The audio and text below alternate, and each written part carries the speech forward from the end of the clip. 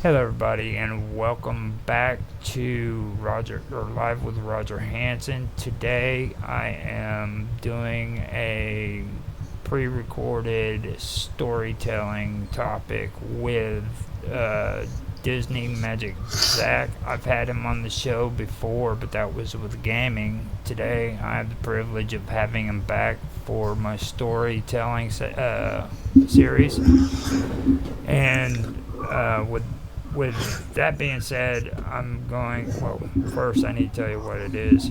He's going. We're going to have Zach tell the story of Disney from his perspective. So, with that, I'm going to stop talking now and hand it over to you, Zach. Oh, thank you, Roger. It's a pleasure to be here again, mate. I enjoyed the last stream we did. It was very, very fun. I'm super excited to be here again. I'm all about talking about Disney, so I'm super, super excited. Yeah. I mean, where do I begin? Like, do I start from the perspective of the beginning of Disney's life, or do I start from how it affected me? Like, where are y'all wanting me to begin with? Because this could easily turn into a history lesson. Well, it's completely up to you. Like, you could start from Disney when he was a kid. What inspired him to start Disney? You could Yeah. also talk about, what inspired you to where you got so fascinated with Disney and Disney World and stuff too. Anything, it's Okay. your story. Okay. All right then.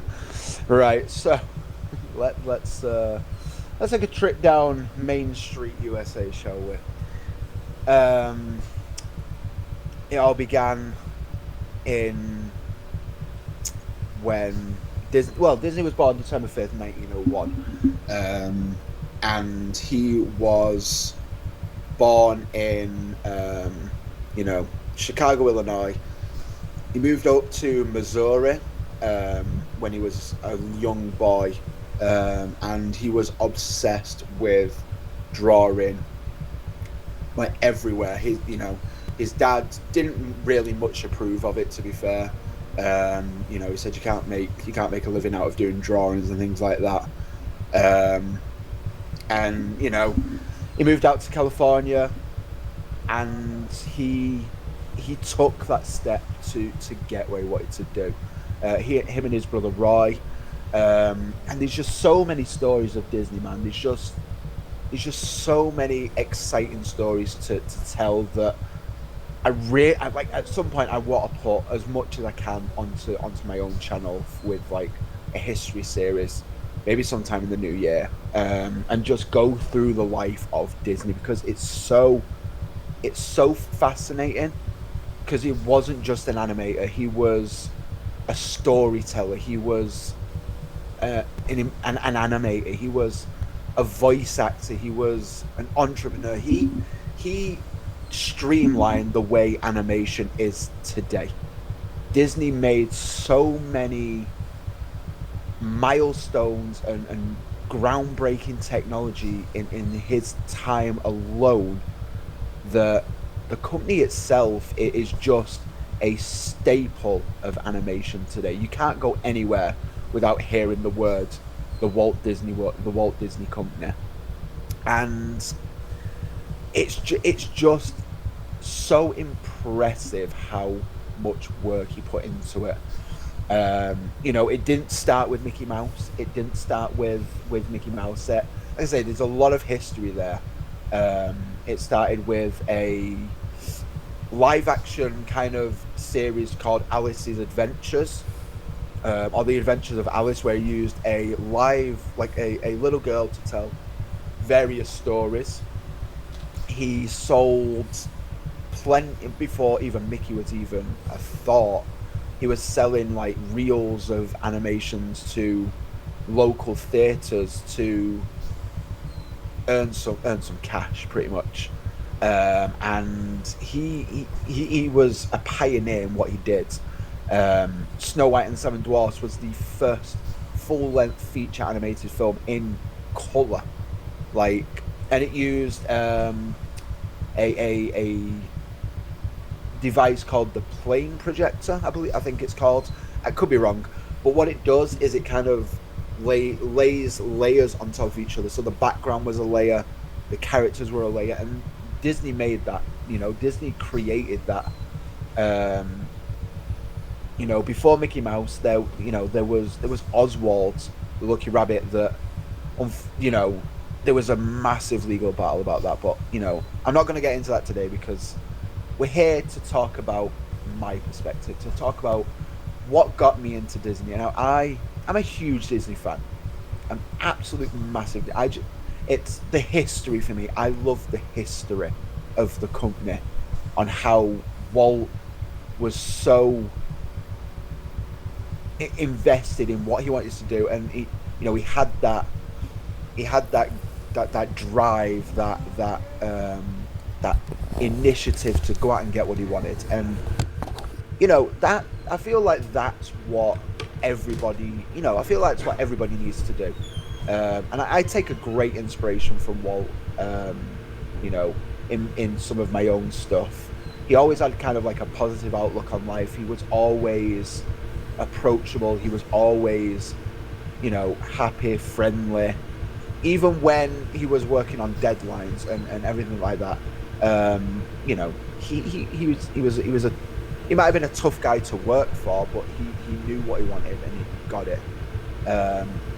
So it's really is just my perspective of it is, I've loved Disney ever since I was a kid.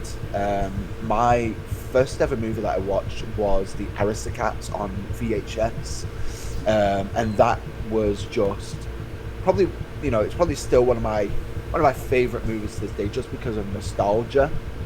But there's just so many memorable characters. Like, my favorite all-time character is Stitch from Lilo and Stitch. Like, I am a massive fan of Lilo and Stitch. Just the story that it tells, it conveys, and that's another thing. It's not just the animation; it's the storytelling. The storytelling of a Disney production is always on point. 9 times out of 10, you can come out of a movie and have a deeper understanding of that movie. Even if it just seems like it's just made for kids. And it's not. It's not just made for kids. It's made for everyone. And this is one thing that Disney always said. He said, "I'm not making movies for children. I'm making movies for the child in everyone." And that's why I feel it's so accepted by everyone. Everyone can pick up a Disney movie and watch it, and everybody can enjoy a good story with Disney. And it's so good to see the company going strong. This year is a massive milestone for the company. It is 100 years since Disney was founded as of October 17th. So 2 days ago, as this is being recorded, the company turned 100 years old.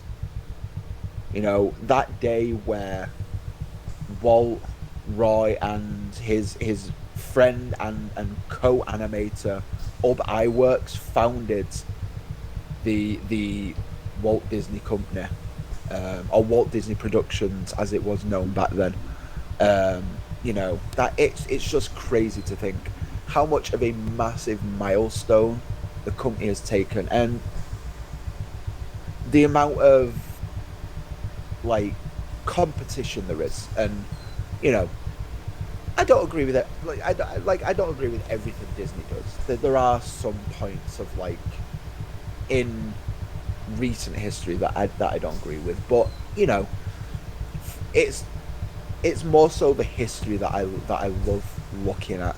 I enjoy the whole aspect of Walt's life and how he became such a pioneer in the world of animation. It wasn't just a fluke. It was hard work. It was determination. It was constant failures to make ends meet. to finally, you know, get where he wanted to be. It wasn't passed to him on a silver platter.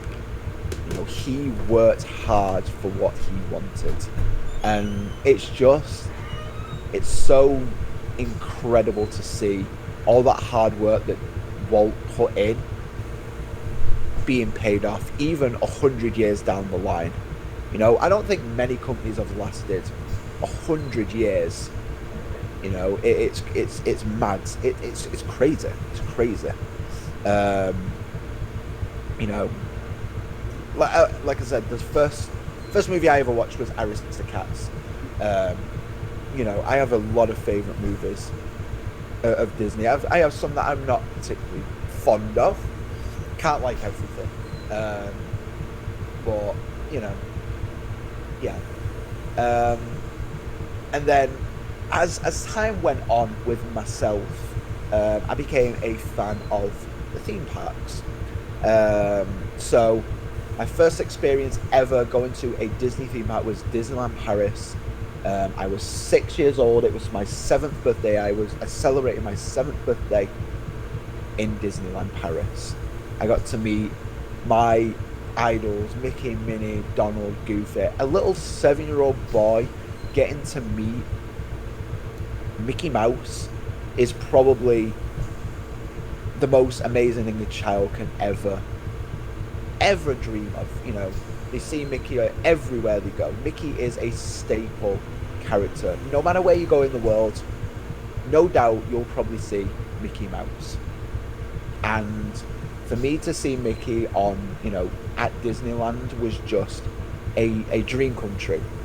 And that sparked something in me. It must have done. It must have sparked something in me, because I don't shut up about Disney nowadays. Like, I have a whole channel dedicated to it. I had a channel in the past that kind of veered off of it, because I don't know why. But I've got this channel now, Disney Magic Zack, and this is solely Disney. And I'll get into that in a little bit later. But yeah, I was 7 years old. That was the first park I ever went to, and it just ignited a flame in my mind, and it was just mesmerizing. There's some parts of that trip that I still remember very, very fondly. But the main one that I remember, because I was significantly older, was back in 2011. I was 16, and it was a full family trip. There was, excuse me, I feel like I'm listening to this. There was 11 of us, and we all went to Walt Disney World in Orlando, Florida. Now, the Walt Disney World itself is huge. It is massive. It is the size of San Francisco. It is its own whole different experience to a Disneyland park. Disney World, once you enter that gate and enter that archway, you are no longer in the real world. You are in the world of yesterday, tomorrow, and the future. You are in the world of Disney. There is no outside world unless you choose to go to the outside world. Everything you need in Disney World is under that barrier. You need shops. You've got shops. You need food. You've got food. You've got hotels galore. You've got everything at your disposal.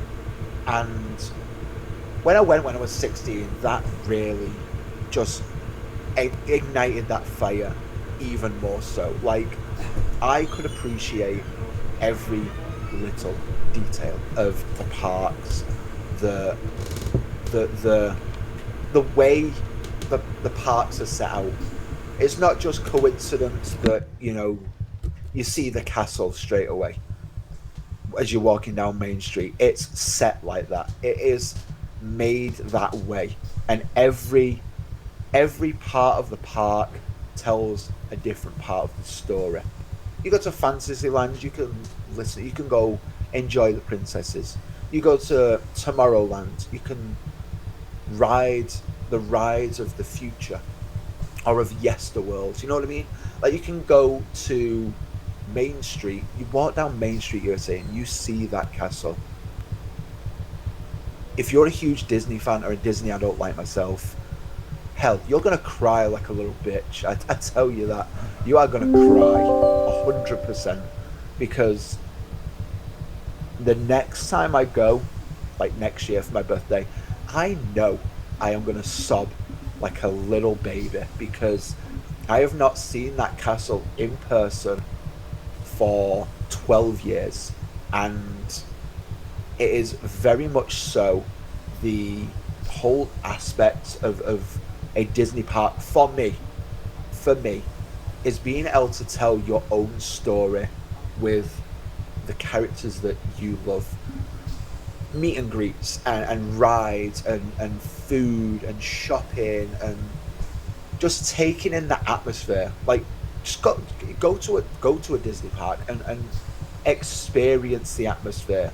It is truly probably one of the best things you can do. Like there are days where I'm editing, where I'm doing work, where I'm just like doing stuff, and I would just put on like Disney park ambience music for background, for being able to transport myself, because that experience of having those moments of tranquility, it is something that I find soothing and mesmerizing and exciting and interesting. And I get to ride my favorite rides, and I get to look back on those stories, and I get to enjoy what I love even more so.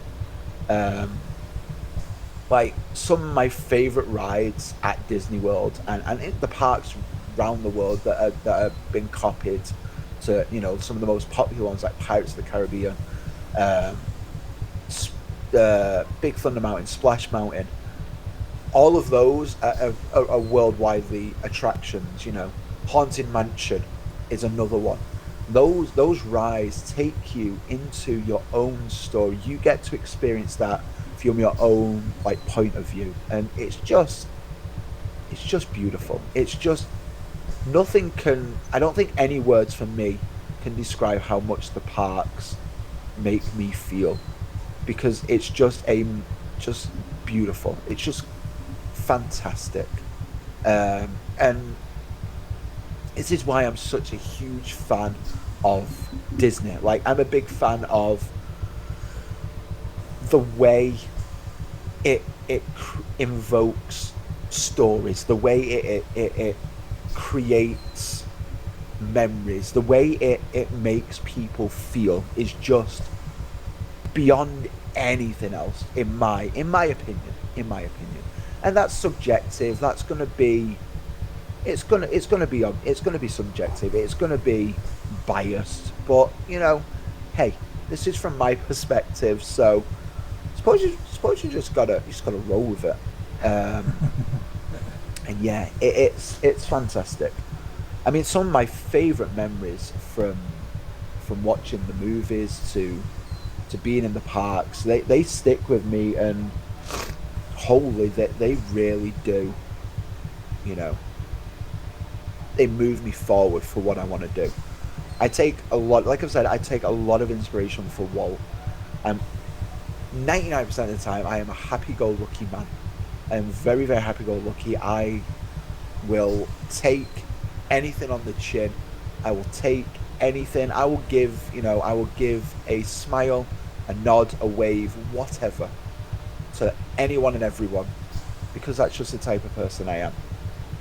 And part of that is the way I was brought up from my mum, and the way that she made me who I am today. But I want to make like a little bit of a little bit of an what's the word I'm looking for? An insert as well. Some of that comes from Walt, because from as long as I can remember, I have always been a fan of the work of the company. And when I got older, like when I was 16, it was when I really dove into like the history and the parks and the park history, and I became a massive fan of the Imagineering side of how things work and what makes them tick. Like I love watching the documentaries of how certain movies were made and you know how certain ideas came to be. And my thing is what happens if those ideas didn't happen? What would happen if those ideas didn't come to life? What where would the company be today? You've got some of the most iconic names in Disney history. Like, you've got the Sherman Brothers, who composed some of the most well-known songs possibly in the world. What would happen if they didn't? You know, what would happen if what where did it come to be? How did Walt find these people? And this is a history that I love to research about and invest my time in. Disney Plus has some amazing documentaries, and I more or less I've probably watched a, a good 3/4 of them. But I want to give credit to some amazing channels that I personally watch that brings my perspective for my love of Disney to an absolute shooting to the stars. Like Defunctland, Yesterworld, George Browning, Poseidon Entertainment, and there's so many others. But those four that I mentioned are mainly Disney, but they're not solely Disney, but they're mainly Disney. And those people, like, you think I'm mad about Disney and history? Go and watch some of their videos, because the amount of detail and amount of research that goes into their videos is beyond anything. It is incredible. I watch their videos. I think I've watched all of Defunctland's and Yesterworld's YouTube catalogue. George Browning, found him about a year and a half back now. I've watched a good fair few of his videos as well, about halfway through his catalogue. But Defunctland and Yesterworld are wholly some of my favourite creators on YouTube for the documentaries and history of Disney history. And that's what drives me even more so through the company. So, I mean, I love the history. I love the stories. I love learning. I've always said if there was a degree in Disney history, I would take it, I would ace it, and I'd be a Disney historian, because why the hell not? I do it free in my free time anyway. I actively look for like history about Disney, not just for videos, but for my own personal pleasure. But yeah, just had a bit of a tangent. Going back to the parks. 16 Disney World. I was obsessed with the rides, and how more so obsessed with the cast members. I was more aware. I was like, yo, you can work for Disney. This is a job that you can work in the parks. You can be the most happy-go-lucky person ever in the world. I want to do that. And that, honestly, is and has been a dream of mine for quite a while. To work at the parks. Especially, like, more so at Disney World rather than Disneyland, because I'm more a Disney World aficionado than I am Disneyland. You know, there's always groups. I don't know if this works for anything else, but there's always groups of you know, you're either a Disney World fan or you're a Disneyland fan.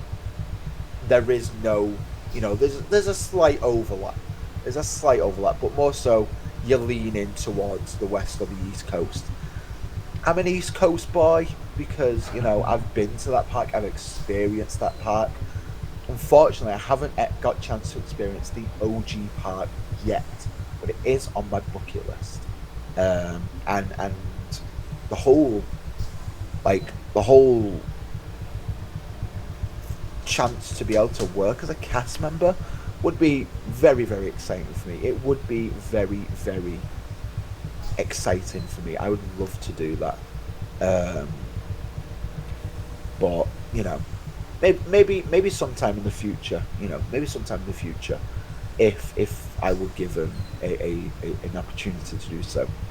But yeah, I was obsessed with the cast members. I was obsessed with the parks, the way it worked, the experience that just walking in the park. It is something that just makes you feel like you're a kid again. You don't have to worry about the real world. You don't have to worry about work. You don't have to worry about, you don't have to worry about anything. You can just live in the moment. And, I try and do that as much as possible as myself. But, life gets in the way. At Disney, you only have your Disney life. You live your best Disney life. Hell, you want to lay by the pool all day? No one's going to stop you. You've got no responsibilities. You're at Disney, baby. Like, you don't have to worry. Life is easy breezy. And sure, it's a false hope of security. Sure, it's it's not real. It's not reality. But sometimes you just need to step back from reality and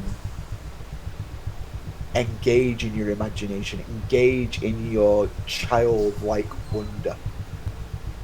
And that's where this next part comes from, for me personally.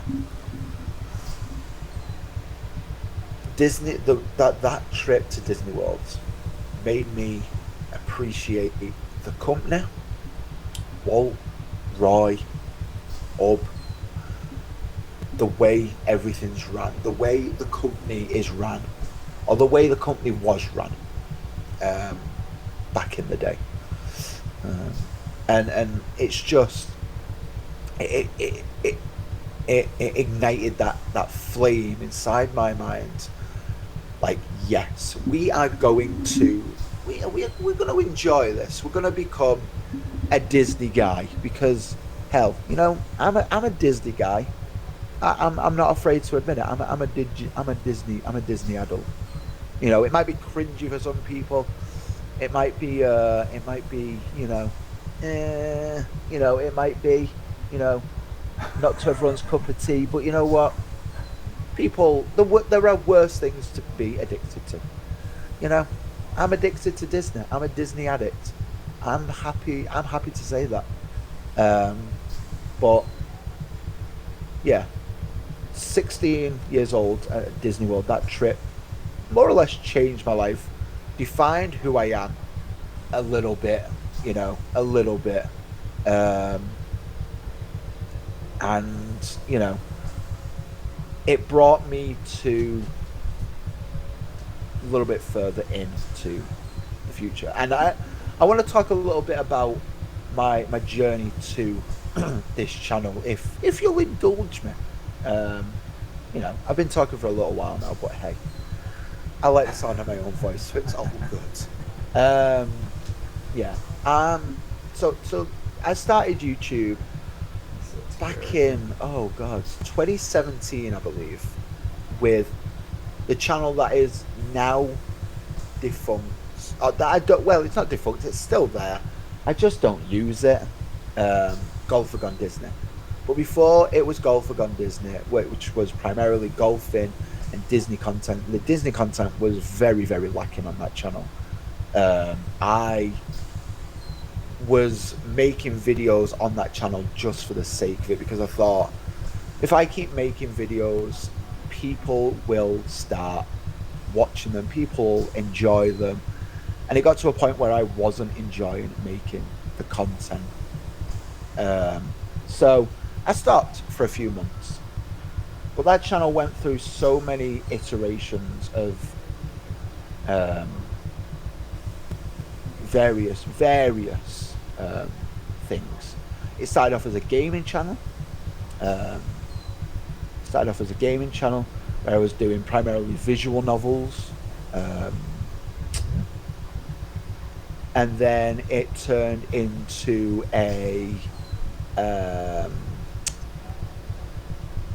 like a vlog channel. Turned into a vlog channel where I did, just like weekly vlogs. And then it turned into Zack Does. Was it Zack Does Disney? I think it was Zack Does Disney. I think that was the name of it. And that was where the Disney videos started. And the first ever Disney video I recorded was my top 10 favorite Disney characters, I'm pretty sure, or top 5 favorite Disney characters. And that video was just, oh boy, it was awful. Like, there's days where I'm recording on this channel and I'm like, that ain't good, we're gonna redo it. This video was literally a one take. I wasn't looking at the camera at all. I was like, had no camera presence. I was reading off a script. So I was like, oh, like, I make scripts now, but I make it look good. This poor fecker of a past Zack was just staring at a screen with some shitty microphone and a headset. Like, it was so funny. It was like,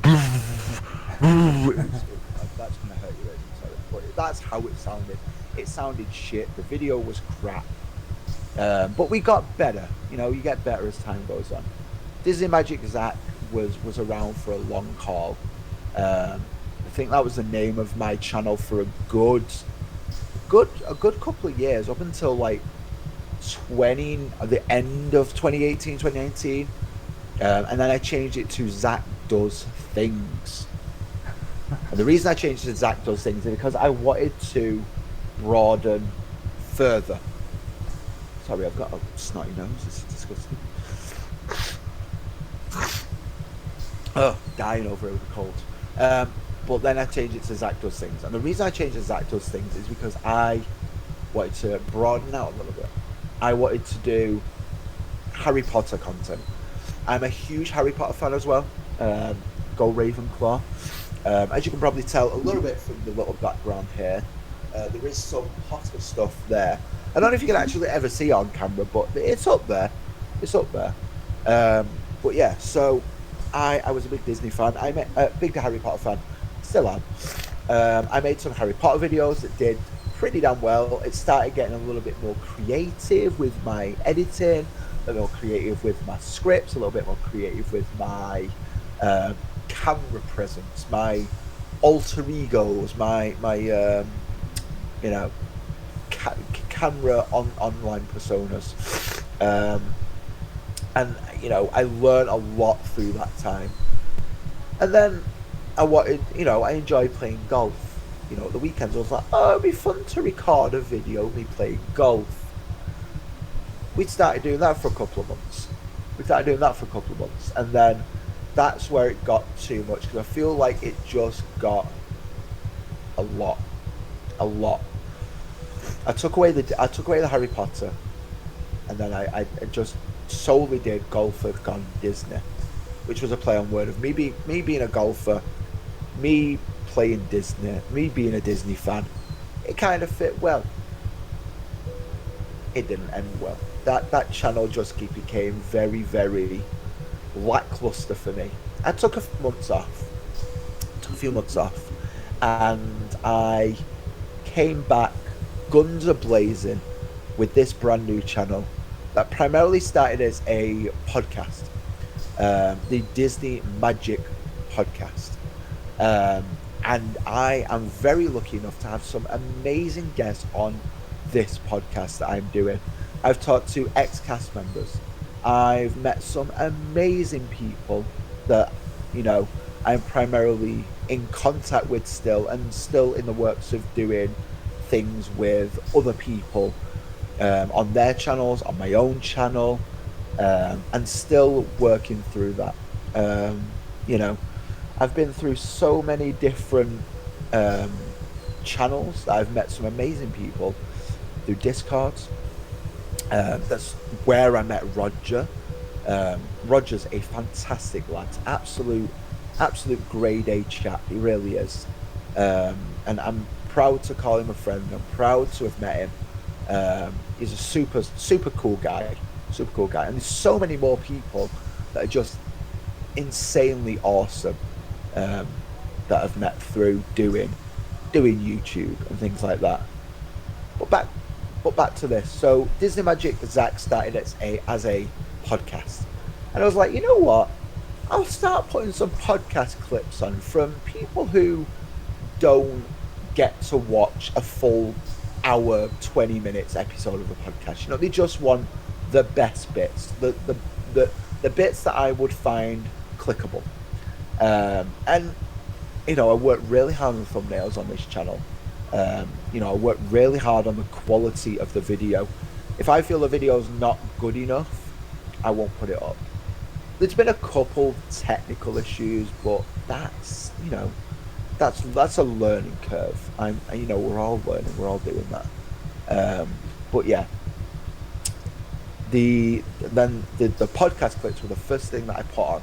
I was like, hey, podcast clips, we like those, you know, we like them. I watch a fair few of them, and then I find the podcast episode, and then I find, you know, whatever, and then lo and behold, a couple of hours down the line, I've subscribed. That could work. Of course, it's not all about gaining numbers. It's just about me having a good time. I don't expect to get anywhere with YouTube. I really don't. I've got a good job. I've got a good career. I'm not going to throw that away. If tomorrow, miraculously, I was able to become, you know, a multi-time millionaire through YouTube, I'd take it. But I'm not holding my hopes up. I do this for fun. This is fun for me. This is a good hobby. I enjoy it. But yeah, so the podcast episodes were the first thing that I did. We're currently 11 episodes in on the podcast. 12 is coming up very soon, which I'm super excited about. I've had so many cool guests and so many more to come on in the future. And you know, it's just exciting to talk to people like that, and just so cool to hear their stories and hear their perspective. Like, being able to talk to actual cast members that have worked at the parks is just, I don't think I would ever be able to do that when I was on the other channel, on the Golf Gone Disney, because, you know, I never went out above and beyond and broadcast myself. I shared the video, and that was it. I was like, oh, people will watch it. Here with this channel, I've broadened. I've broadcast it. I'm talking to people. I'm making connections. I'm making the steps, and this is one reason why I'm here tonight with all of y'all, because I want to share my passion. I want to share my love for Disney, for those who enjoy Disney as much as me. You know, it is very, very much a passion of mine. It is who I am. It is not my livelihood, but it is a very strong characteristic of me. I mean, I'm dressed in a Mickey Mouse t-shirt and a freaking Stitch fucking dressing gown, for God's sake. Like, come on. I mean, yeah. I mean, it's just something about it, you know. And then, so this channel, I was like, yeah, we're gonna start making videos again. I miss making videos. I think I took like 3 months off, and every single video I've done on this channel, if I have a quick look at the first video I uploaded that was not a podcast clip, I do believe it was a news video, where this was a little bit creepy actually. They found like a prosthetic, like animatronic head in Splash Mountain at Disneyland, whilst they were getting rid of it, demolishing it for the upcoming Tianu's Bayou Adventure, which is coming in 2024. And I hope to ride that because I would love to ride that. So, but yeah, that is. But yeah, that's the bottom line. I enjoy making videos. I enjoy making videos. I enjoy talking Disney. I enjoy hearing people's stories. I enjoy every single bit about it, and that's the whole reason why I'm here tonight, to talk to all of y'all and just to share my story. And I feel like we're going to come full circle. I want to finish off the story with a quote from Disney. If you can dream it, you can do it. And that is very, very true. If you believe in something, you can do it. And Walt believed in his power, in his gumption, that he wanted to be an animator. And he made damn sure that he did. Through all his failures, through all of his bottom lines, through all of his failures, like I said, Walt made it. And the company is strong 100 years on for many people like me to revel and to be in marvel of the company, and of just how far it's come and just how much they do. And it's just so exciting. Like, I absolutely love Disney, and I am very excited to be able to share this with you tonight. So thank you all for listening. I hope I didn't bore you too much. Yeah. No, you did an excellent job, Zach. Now that you've done your story, are you okay with questions and answers now? Absolutely. Okay. Let's get going. I am super excited. Love a good Okay, Q&A so sesh. who wants to go first? Well, I'd be happy to. First of all, I'd like to say I share your passion in that ability to tap into your childlike self and just to be yourself as fully as possible. There's a certain yeah. magic about it that you don't experience since childhood. It's And very when true. when It's you very true. tap into that again, it's like your heart is bursting open. It's like you become a superhuman or something. I share that. I guess I got tapped into that through festival culture and going Nice. into like a space where everyone is in like theme costumes and like dressing up silly and dancing silly to silly music, and like you just feel like at first your societal programming kicks in and you're like, what am I meant to be doing? Until you realize no one cares. Like, you just can just be yourself, do whatever the fuck you want, Exactly. And exactly. I share that. And in saying that, I don't want to like ruin the magic of this stream, so I'm not going to go too hard on it. But first of all, I wanted to know what your thoughts are on Disney branching off and buying up, like old cult things like Star Wars and things like that, and making it their own. So what's your view on that? Oh, this is a recurring question anywhere I go. I've been asked this question so many times. I'm very, very opinionated on this. Okay. this. So when I said I don't agree with everything Disney do, this is it. This is it. I have said a millennial times. You're welcome for the little shitty joke. That I'm not a fan of Star Wars. In one little bit, the only Star Wars I like is probably 4, 5, 6. The original trilogy. That's probably about it. But in terms of that, I don't really go out of my way to watch it. In terms of them buying everything, I'm gonna sum it up in one sentence. There's too much on their plate. They don't know what to do with it. They're trying to do too much at once, and it's somewhat failing. And it's the thing that always comes to mind for me is the Marvel movies.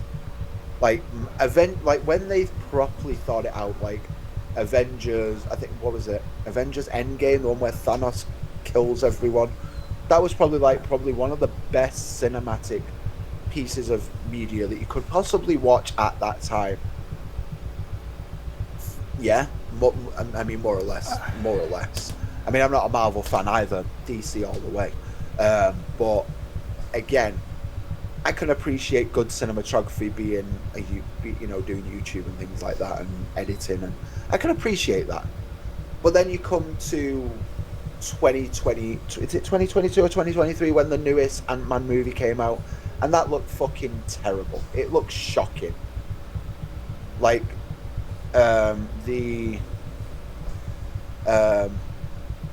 one second.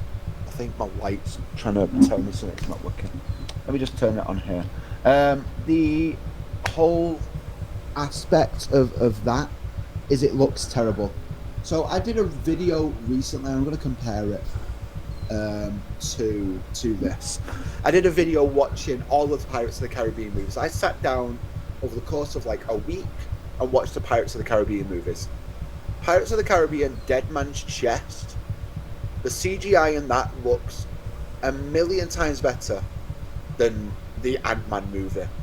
And that movie came out in 2006. And that movie is at least, 16 years old? Something like that? Easily, something like that. The fact that that looks better than something that they've done a year ago, it shouldn't be digressing, they should be progressing. And the whole reason why they're digressing, the reason why is because they're trying to pump out too much media because they want to appease all the fans. And they're not, that makes sense. They're not able to do that with the quality they want to bring it out at. They're just bringing it out in quantity rather than quality. They're not putting time into the work. They're like, right, let's get that. Like, there's no need. Like, take your time with something. The fans will appreciate it. There's too much media to watch. Like, even if I wanted to get into the Marvel universe, I've got to watch like 15 years worth of movies to actually catch up. Like, it's not as fair enough. I could probably sit down and watch it, but like, I wouldn't fully understand the story, and that's the point, because like they're like, And Star Wars, I mean, I think they veered off Star Wars a little bit. I don't think they're doing as much with it. They finished off the Skywalker trilogy, which, fair enough, did it really need doing? I mean, they probably did it anyway, but hey. But, you know, my thoughts are that there's too much on their plate, and they're trying to oh. There he goes. He'll be back. They're trying to put out too much media all in one go. That's my thoughts. I think he got booted. He'll be right back. He just has to hit the link again. You there? Yeah, sorry, I got kicked out. Yeah, I know. It does it to me too. Yeah, so all I can say about that is, you know, things like Star Wars have been around since like for 50 years, and no one's going to be watching Ant-Man in 10 years' time. You know what I mean? Exactly. And that again, like George Lucas you'd tell it was a passion project. Like, you can tell. Oh, he was ahead of his time too. Yeah. Oh, Well 100% ahead of its time. I mean, just it's amazing how you can watch the old media. ones and they just seamlessly bleed into the new ones. It's Yeah, just exactly. I still watch them all the time. But all right. So my next question is, there are some stories going around the internet that Walt Disney was part of the Demolay Society. Have you heard about this? It's a secret No, what's this? society. It's a secret society that exists. It's almost like a below the Freemasons kind of thing, and it's caused a lot of people to postulate that Walt Disney was a Freemason because he uses a lot of Masonic symbolism in some of his cartoons, like the eye in the triangle type thing, or some Masonic aprons and the checkerboard floors and stuff like that. But anyway, the other thing is there's a Club 33 in Disneyland World. Very and prestigious. That was so. Club 33 was. Sorry to interrupt. No. Club 33 was where was a restaurant that Walt would do his meetings in. Initially that's what it was. So he could close the deals for contracts and things like that. He would meet with producers, directors, now that's interesting, and authors and things like that to gain the rights to the stories, sign the contract, sweeten the deal with an all-inclusive paid meal, and free tickets to Disneyland for the day as well. Well, see, the occult meaning of 33 is that's the highest degree in Freemasonry, right? So it's a subtle way of saying to them, like, hey, I'm in on the club, let's make a deal, And my question is, do you think there should be some kind of responsibility with people that make media for children? And, should parents be wary of like subliminal messages and stuff like that being put in cartoons these days? Because so often parents put their kids on Disney Plus or something like that and walk away for a day and assume everything is all hunky dory. But when we have like secret society people controlling these media organizations, do you think there's a potential risk there for early childhood programming or something like that? I mean, mate, that's a tough question. I mean, if I may veer off topic for a little minute, I will get to the point, but I feel like it connects slightly to what happened with YouTube Kids a few years back, and the whole reason why we had the copper, the kind of like whatever it was called. What was it called? Copper 13 or something. Bringing in place where whenever you upload a video, you have to tick a box saying yes, it's made for kids, or no, it's not made for kids.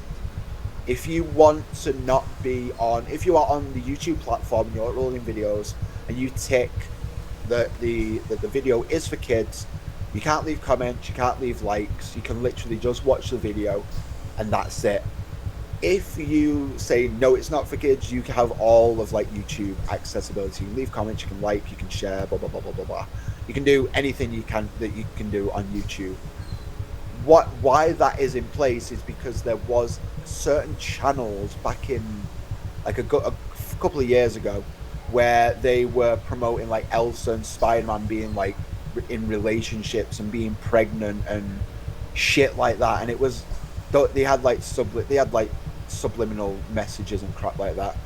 They had Momo going around a couple of years ago that was like all that kind of crap as well. All of those stupid viral videos for like that kids enjoy, and the whole point is another reason the legality side of YouTube was YouTube was allowing children under the age of 13 to create an account and not be monitored, and still gaining monetization purposes from like children's kind of like entertainment. So if you have children entertainment on YouTube, you can't gain any monetization from it. You can't like, you can't share, you can't comment, you can't do any of the YouTube stuff that you would have usual access to. So go back to Disney and you know the theory that he was, you know, kind of like a Freemason.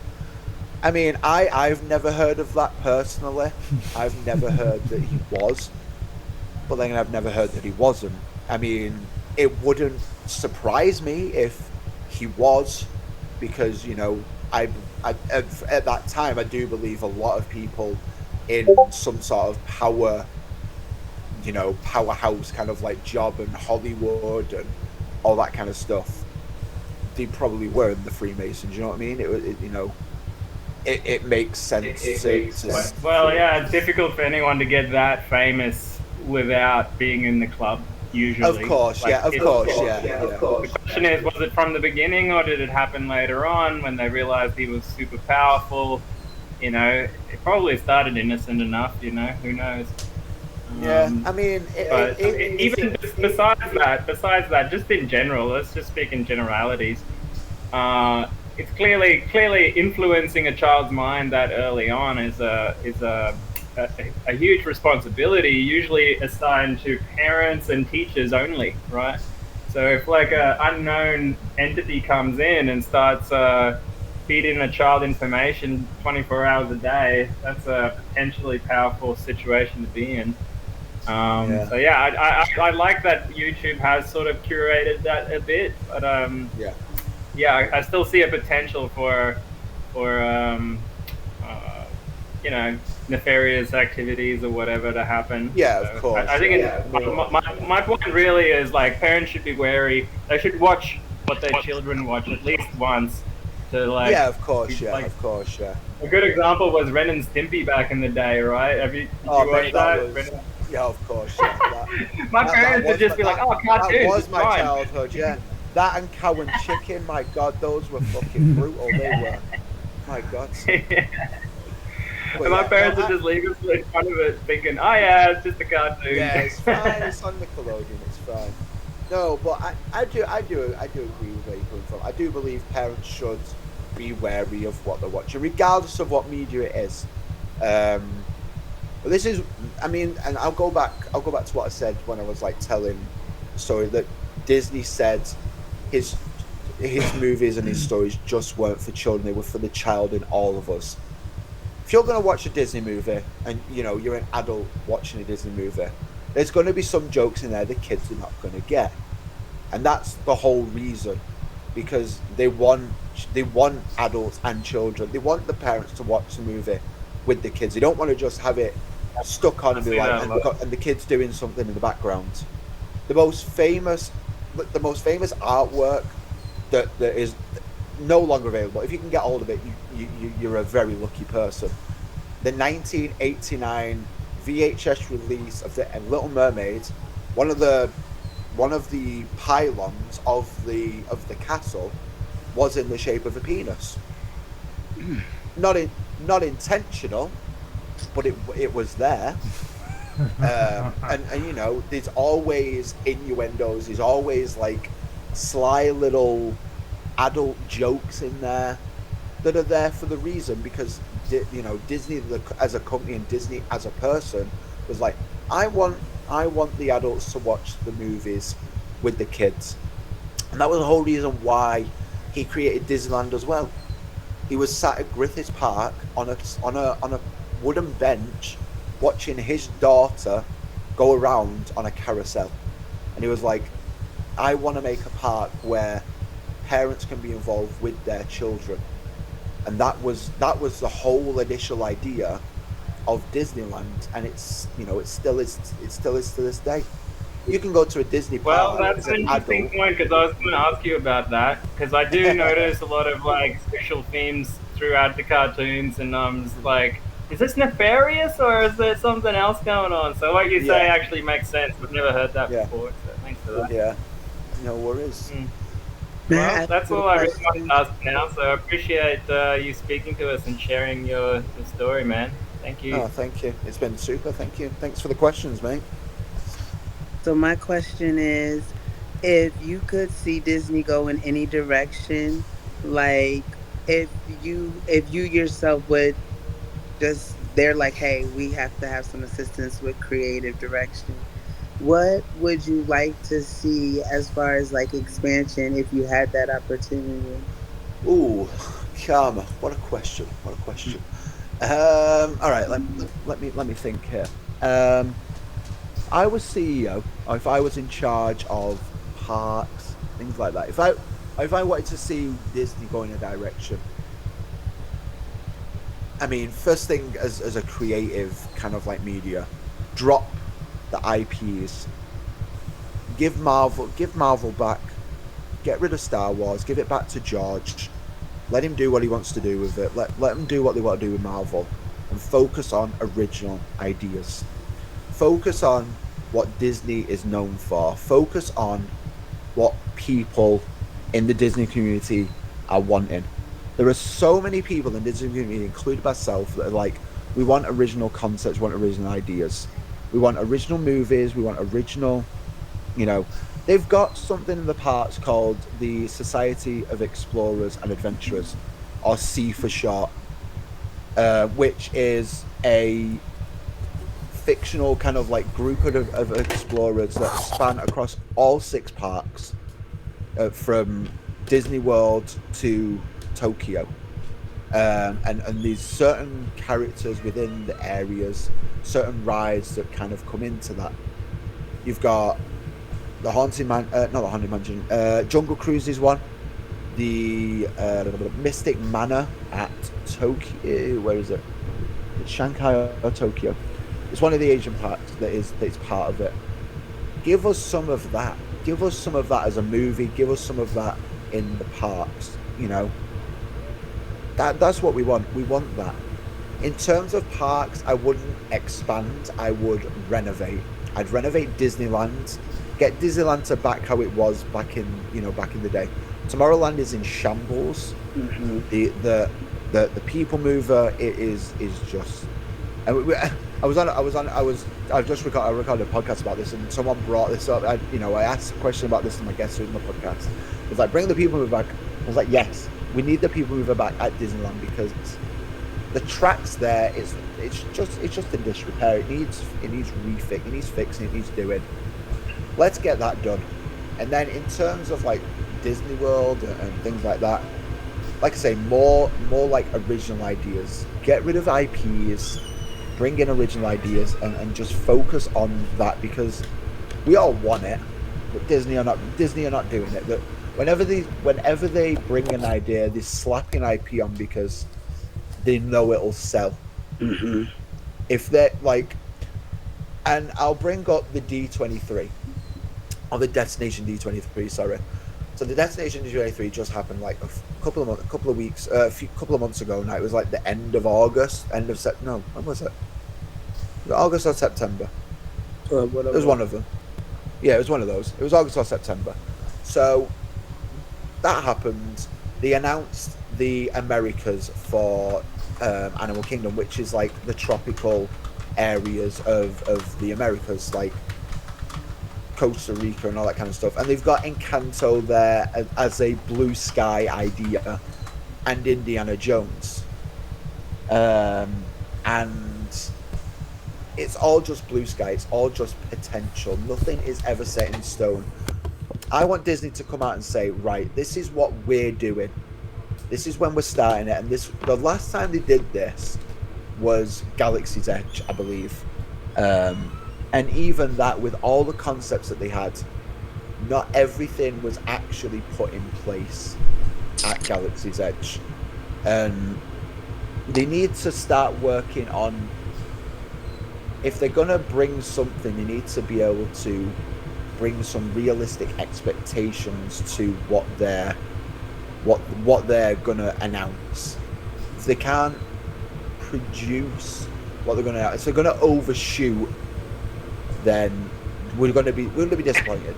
If we undershoot, we're like, look, we're gonna give you this. It's gonna be an immersive land. It's gonna be this, and then bam, we come out with like brand new things that they didn't even announce.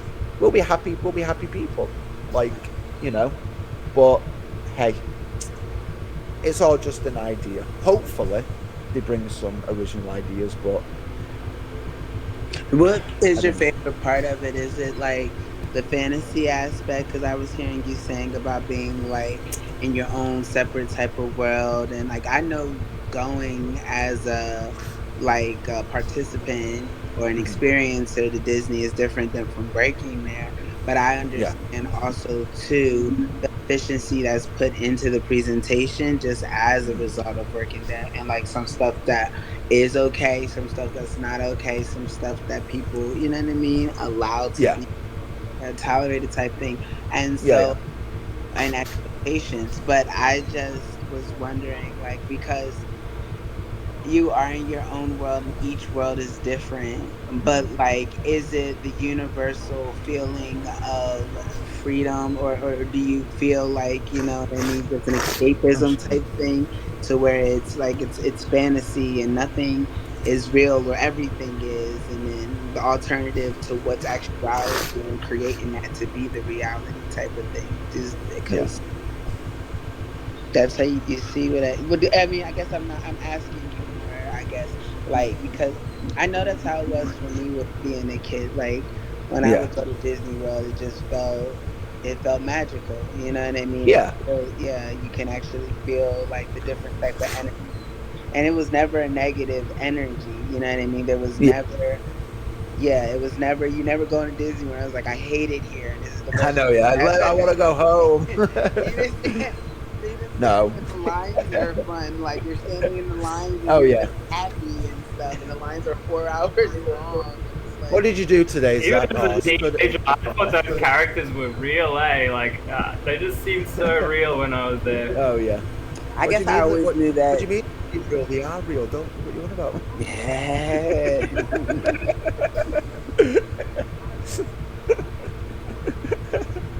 No. What did you do today? I stood in a line for 4 hours for a ride. So you got it now. The park closed. Right. No. I had fun doing it. I may have the most I may be as red as anything, but man, that sunburn is great. I love it. It burns so good. It burns so bad, but it felt so good. Okay, so no, but listen.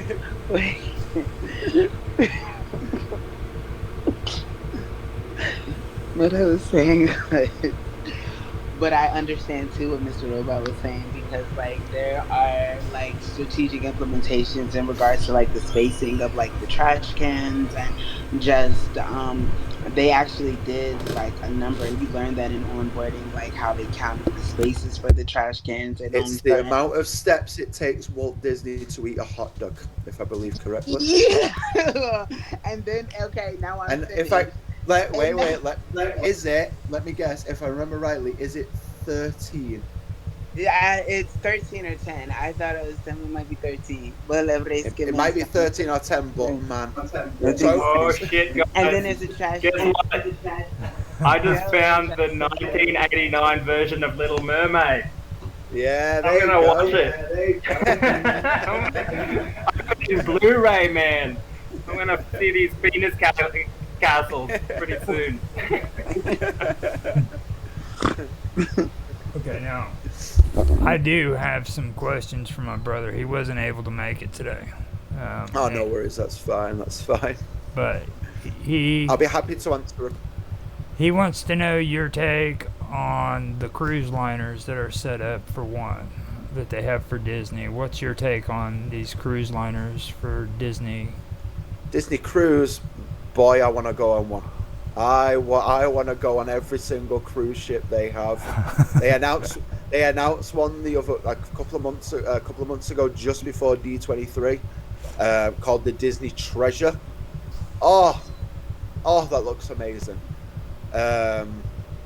Oh, John, I'm jealous. Come on now. So no, they look amazing. They look, I've never had the chance to go on a cruise, but I am looking at potentially going on one in the next few years. I just love the look of them. They look so enjoyable. They look so good. The whole reason why I want to go on one, the whole reason why I want to go, it's not even. I don't think it's for the ship itself. It's for Castaway Cay, and that is one of Disney's private islands in the Bahamas. Oh, if you want to go, like that is, it looks gorgeous.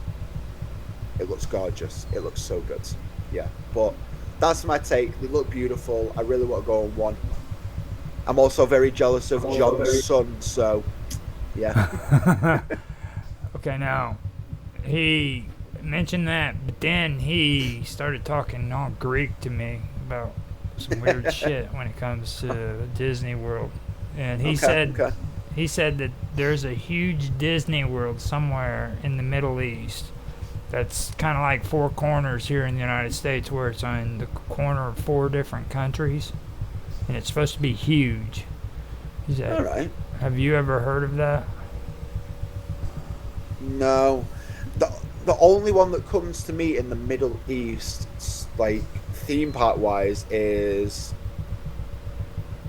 it Warner Brothers or is it Hanna-Barbera?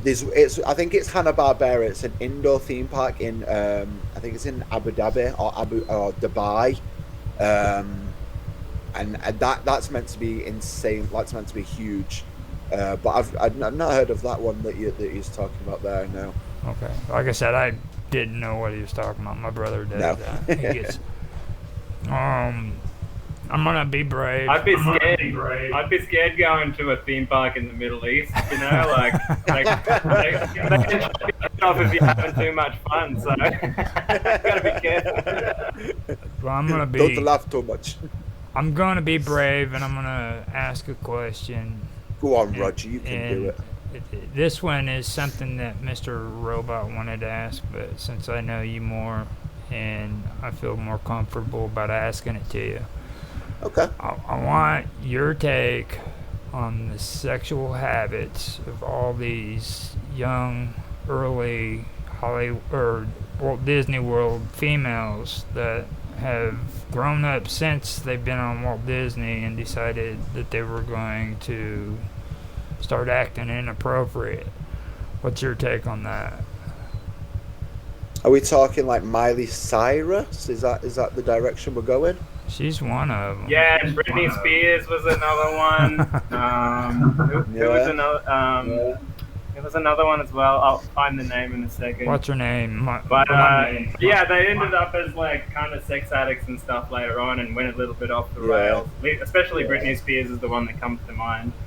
I mean, is it related or is it just like Hollywood being Hollywood? You know. I mean, I've heard stories. I've heard stories from.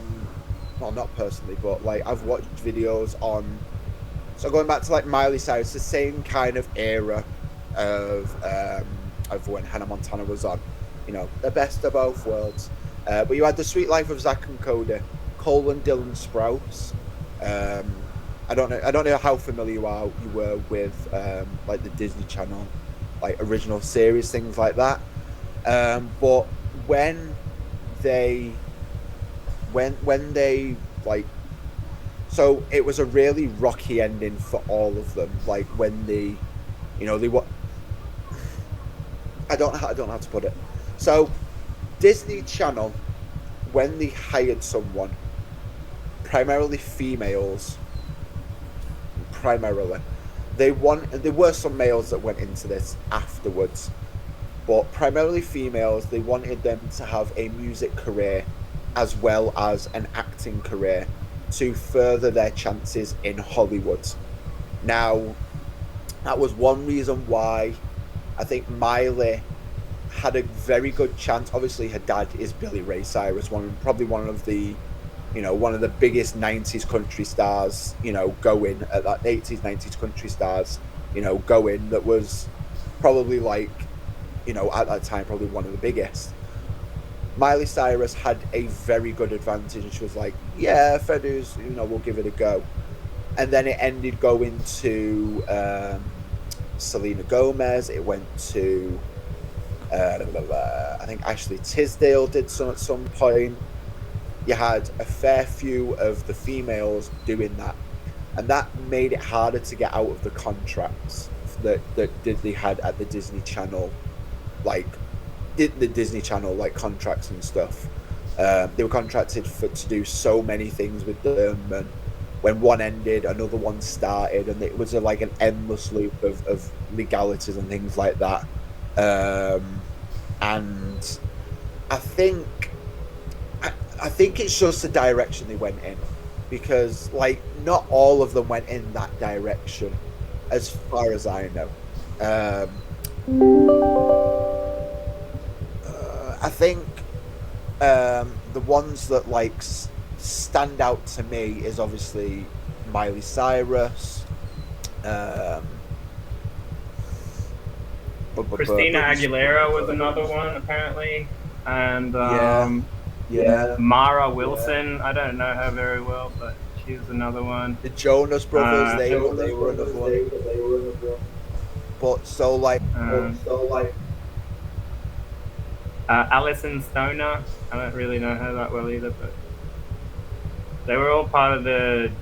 Well, a lot of them were part of the Disney Mickey Mouse Club or whatever it was called. Oh man. I don't know what to make of it. I think Well, give them the entertainment industry is pretty dodgy in that respect anyway, all this Epstein and other weird shit coming forward now. So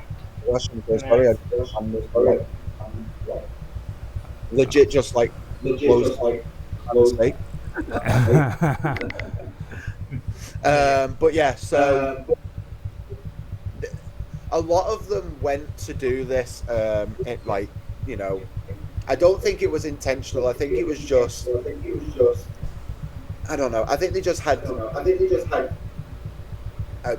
just wanted a way to get out of it, I think. But not all of them went out that way. Hilary Duff was perfectly fine when she got out of her contract. But there was more of them that went that kind of way. Nowhere to the extreme as like some of them, but they went to a point where it's like, yeah, we need to do something like a bit stupid, and Disney won't hire us again. And I think it was just their way of like, right, we need to get out of this because we've had enough, and there was no physical way to like do it that way. So I think that's to be fair, I think that's the thing of it. Yeah, but I thought it was a bit silly how they got rid of Johnny Depp. He didn't even really do much wrong for Hollywood, Yeah, John, I think you're right. To be fair, I think they felt they missed out on the childhood part. You're very, very right. Child actors, honestly, are probably like, it's probably so goddamn hard for them. Like, in all fairness, like 100%. Yeah, it's probably so hard for them to like enjoy their like childhood. You know what I mean? It must be a crazy lifestyle. Oh yeah, 100%. Also about Johnny Depp as well. Yeah, they let him go. He didn't do anything. I think Disney are just scared of bad publicity. Like if something did go and Johnny Depp, in an alternate reality, if he did get called, guilty, then I don't know. Yeah, that could be billions of dollars down the drain for Disney. 100%. And yeah, I think he's coming back. I've heard honestly, this is another thing I've really opinionated on. They need to stop with the live actions. Who the fuck wants a live action Nightmare Before Christmas? No one. No one asked for that. No one. Nobody wants that. Why are they is that a making it? thing? I didn't even know about that. Yeah, so Johnny Depp's apparently, I don't know if it's actually been confirmed, but there's speculation that Johnny Depp is playing a live-action Jack Skellington. Please tell me how. Please. I just don't know. Well, if anyone can pull it off, he could. I mean, pretty weird. You're right. Yeah, well, yeah. I mean, if it's thingied by Tim Burton, then, probably, yeah. Let's be real. Oh, dear. Just paint over Edward Scissorhands a little bit, and there you go. Yeah, exactly, yeah. Let's give him extra long limbs instead of scissors for hands. Okay, so I wanted to get into the brave part. I had to do it, and he ended up ending it for me. He did a real good job of asking you the sensitive questions, and trust me, he was being nice. Okay, Mr. Robot's hardcore. I mean, I can tell, mate. No, I appreciate the hard-hitting question. It takes balls to ask questions like that. I appreciate it. You handled it well, mate. You handled it well. I tell you too, don't be surprised, because Zach's getting enjoyment out of this. Okay, he loves it. Like, he's perked up right now after having that conversation. Yeah. Okay, oh yeah, I love well, if you're really into the history stuff, Zach, I challenge you, check out Walt Disney Freemason, check out Walt Disney Demolay Society, and see what you make of it, because there's a lot of information out there on it, and I'd love to know how much is speculation and how much of it is verifiable. But it could take you on an interesting tangent you don't know about yet. I mean, funnily enough, I'm planning videos for November tomorrow, so maybe I'll do some research and put my own little thoughts on it. Mm-hmm. No, cool. I'll check it out if you do. I do have one more thing that I want to bring up, and you mentioned your golfing with Disney. Mm-hmm. Now, there was a video I believe you put out on there that I really did enjoy, and the one that I recalled on that was when you were talking about Walt Disney's fairy tale make-believe city, San Angelo or something like that. Oh, let me see if I can find the video we're on about. Let me log into that old channel here, guys. Let me have a look. It was a while ago. You said that he was attempting to create his own cityscape, basically, which consisted of a mix between Los Angeles and San Francisco. Yeah, I think I remember the video. Yeah. Let me load it up for you, and let me have a look whilst I've got you all here. I need to just log into the actual other account. While you're doing that, I've got another question. I like to entertain my friends with some old school Disney sometimes. I just got all the old school Alice in Wonderlands and stuff like that. I want to know what do you think is the trippiest, psychedelic old school Disney stuff that you can think of? Like I'm downloading Fantasia right now, but what else? Pinocchio. I mean, Fantasia, yeah, that's some ballsy stuff. Alice in Wonderland is just trippy as hell, purely because Lewis Carroll was a fucking LSD head, so it translated well. You guys keep forgetting Pinocchio, though. Well, that's probably what we'll be on. Yeah, Pinocchio, yeah. I mean, all of them are weird in their own way. I think it's not so much weird, but more so like just a bit on the weird side was Jungle Book. What's he called? What's his name called? Yeah, I love Jungle Book. Old school. Yeah, I love the original Jungle Book. What was the music is so good. I still listen to it. Music's amazing. Music's so good. But yeah, some of them are very weird. But I think because it was a different time, you could. Some of them you can't get away with what they did back in the day with some of them. But I mean, some of them I think were very, very, very much out there with weirdness.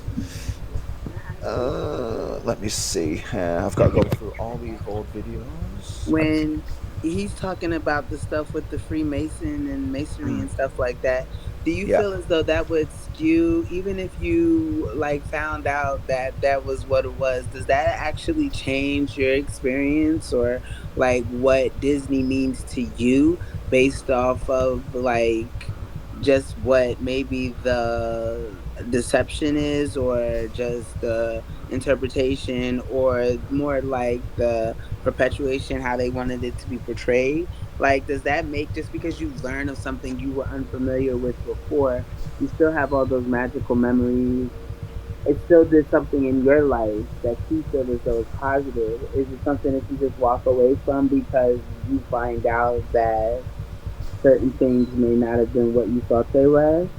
Oh no, absolutely not. It would, like, Disney is far too important for me to just walk away No. from it. To be honest, um, I And let me be clear as well, I don't necessarily think, even if they did put their symbolism and stuff in there, I don't necessarily think that's like an attempt at mind control or something like that. I just think, they're in their own boys club and maybe they like showing it off a little bit, maybe. Who knows? Like, yeah, of but Or course, maybe and I still would love all the old school Disney just as much. It was, it's classic. You can't get away. yeah, of course, yeah, of course. Oh, true, I've just sent the wrong link. See how much Of they course, love no, you. I completely agree. Like I think the whole, like, it wouldn't stay it wouldn't stay anything that I love about Disney. It's far too important to me to just walk away from. Like, Disney is like, along with, like I said when I was just telling the story, it was like between Disney movies and Disney himself was like his influence that he had in his movies and things like that, and what my mum, how I am today. I mean, people If do what they anything, do, it don't adds they? another layer of mystique and mystery around it. Exactly. Yeah, exactly. It just has Okay, really I interesting. missed some questions here that was written down by John. John Okey-doke. Clark said, "What do you Let's go, think John. of Star being added to Disney Plus? Star Wars." Oh, Do you, Star Wars. no, I think it. Um, I mean, I it's think you added. mean stars. Uh, uh, what do you think of Star being added to Disney Plus? I think it was ruined. Oh, Star. I think it Uh, um, so that's on the English Disney Plus. So over here, you guys have Hulu. We have Uh-huh. something called Star, which is essentially the same thing. To be fair, I'm a big fan of that. It's mainly how I watch most of the programs. Some of my favorite programs are on there, like How I Met Your Mother is on there. Only Murders in the Building is on there. That's a fantastic program. There's some good there's some good stuff on there, like dramas and stuff like that, comedies, all the stuff that I enjoy watching. So I think it's a good, I think it's a good addition. Yeah, I need to watch season 3 yet, John, but so no spoilers. But I love that. It's such a good program, really really good. I mean, yeah, there's a lot of good stuff on there that I enjoy watching from my childhood, and new ones that I've found as well over the past couple of years. So yeah, I think it's a good addition. Okay. So I have like 2 minutes to prepare and get ready for my tech talk. So Okay. I am going to have you give your plugs so that we know how to get in touch with you so that you can become a movie star. Woo! I mean, hey, I'm already a movie star, Roger. Just I know. every day, living the I know. dream, living the dream. I'm just trying to keep you humble. Trying to keep you humble. Keep my feet on the ground. That That's ego right. gets too big, I'll float away. You can find me over on YouTube under Disney Magic Zack. We've got some great videos over there. We got some absolute bangers. We're currently in the middle of Halloween, like spooky month, so we've got some Halloween videos coming up. Currently out as well, so be sure to check those out. We've got some great podcast episodes out. I mean, you've got 11 episodes to check out if you really want something to listen to. So feel free to check those out. But yeah, you can find me at Disney Magic Zack on YouTube. I don't really do socials anymore, but I mean, if you want to join my Discord server, I can leave it here for you. I will grab the link here and put it in the description. Let me just get that. Edit invite. Be careful. We don't want to lose you again, so don't be touching any crazy buttons. Oh no. Okay. Why are they? There we go. My Discord link is there as well, in case you want to join. And yeah, thank you all so much for having me. Thank you for the questions. Thank you for listening to me ramble on about why I'm a big Disney nerd. You did a great job. We're glad that you're here. My man. Thanks, Zach. No worries. I'll be back tomorrow with you, Roger. I think. Yeah, that's right. That's right. I gotta have same place. I gotta have a conversation with Karma about that. So yeah, beforehand, we'll have it set up. I'm pretty sure. The heck? Okay. I had a feedback situation there, so. Thank you for showing up, and I thank everybody for showing up and asking questions to Zach. This was for real. It's been super. Thank you so much. This has been excellent, and with that, I have to say we love having you here, but it's time for you to go. It's all right. I will take my leave. Have a lovely rest of your night, guys. See you later. Love you, Zach. Have a good day. Bye-bye. See you too. All right. So we are getting ready to go into Tech Talk here in a minute. And